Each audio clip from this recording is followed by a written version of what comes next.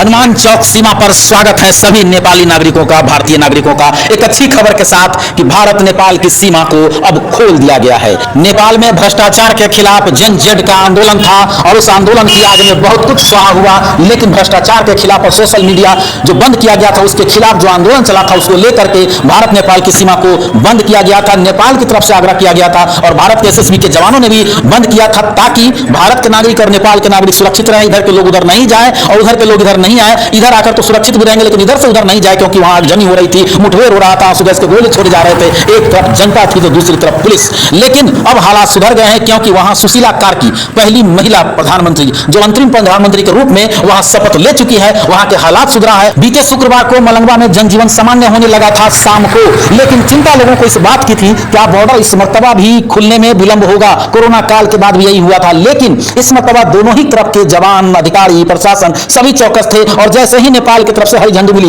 वहां भंसार के पास बैरियर उठाया गया, लोगों को आने जाने दिया गया और जैसे सूचना मिली कि आप बॉर्डर खोल सकते हैं, अब माहौल बिल्कुल ठीक है। एसएसबी ने उसी समय बैरियर को हटाया, बैरिकेड को हटाया और फिर से नेपाल के नागरिक भारत आने लगे, भारत के नागरिक नेपाल जाने लगे, मलंगवा के लोग सनबरसा आने लगे, सनबरसा के लोग मलंगवा जाने लगे हैं। हालांकि इस वक्त बहुत कम लोगों को पता है कि बॉर्डर खुली हुई है, इसलिए लोगों की भीड़ कम है। इस बॉर्डर पे मिनटों में सैकड़ों लोग पास होते हैं, आसपास जाते हैं, क्योंकि एक दूसरे के मार्केट पर निर्भर है। मलंगवा के व्यवसायियों ने स्वागत किया है बॉर्डर खुलने का, सनबरसा की तरफ से, भारतीय क्षेत्र की तरफ से भी लोगों में खुशी है। एसएसबी के जवान वहां मौजूद हैं, मुस्तैद हैं, चेकिंग जरूर की जा रही है, सामानों की चेकिंग होती है, एहतियात के तौर पर बेहद जरूरी है, लेकिन वहां एसएसबी के जवान है और नेपाल में भी वहां लोग मुस्तैद हैं और बॉर्डर को खोल दिया गया है। बिल्कुल बॉर्डर को खोला गया है, हनुमान चौक को भी खोल दिया गया है और इधर बाजार जो बॉर्डर है त्रिभुवनगर की तरफ वहां से भी बाइक वहां जैसे पहले स्थिति थी वैसा ही स्थिति बहाल रखा गया है। बड़ी वाहनें नहीं आ रही है सनबरसा बाजार त्रिभुवनगर के पास, लेकिन वहां से बाइक का आना जाना, पैदल लोग आ जा रहे हैं। हनुमान चौक को खोला गया है, अन्य सीमाओं को भी खुल जाने की सूचना आ रही है। तो ये बड़ी खबर है। एक बार फिर से हनुमान चौक सीमा पर आप सभी नेपाल के नागरिकों का स्वागत है, भारत के भी नागरिकों का स्वागत है। अच्छी खबर के साथ भारत नेपाल की सीमा हनुमान चौक पर अब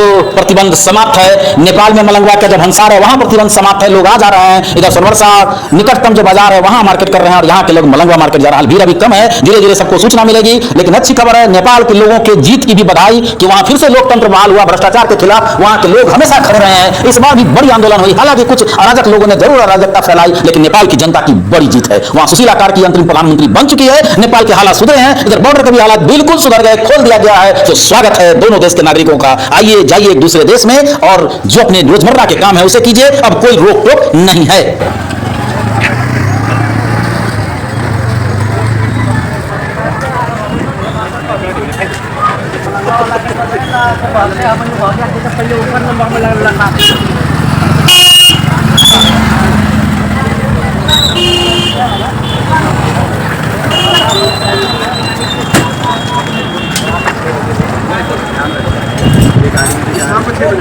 गाड़ी जा रही है अभी ये